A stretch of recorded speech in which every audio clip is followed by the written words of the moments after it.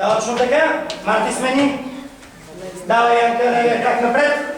Браво на децата, които се сетиха, че веднага трябва, щом да сложим кръка напред, да сложим и гарна. Нали? Ръцете горе, да пазят главата, защото кой изкуство умеят хората, не които могат да удрят и да ритат, а тези, които умеят да се пазят и излизат невредими от битка. Да, всеки може да удари да рита. Правим удар с крак напред. Чакай, Никола, ела тук до Юли, за да има място. И... Хане!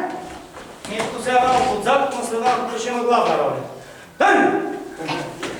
Браво! Сет! Дръж ръцете горе, гледай между юмруците.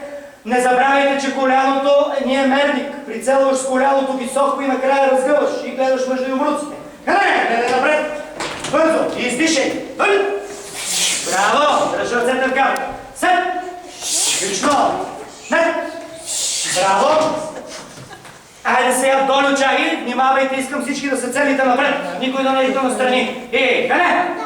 Удар с крак отстрани. Да, само веднъж, Марти. Търн! Не бързай, след малко ще правим повече от бързиш. Един път, риташ и стъпваш. Сет! Браво, дигай високо коляно. Нет! Браво, това зависи колко високо ще ритне. Хане! Марти стъпвам, върти опорния крак, на който си стъпил на пръсти. Тън! Трябва да завъртим тялото, за да ритнем отстрани. Добре.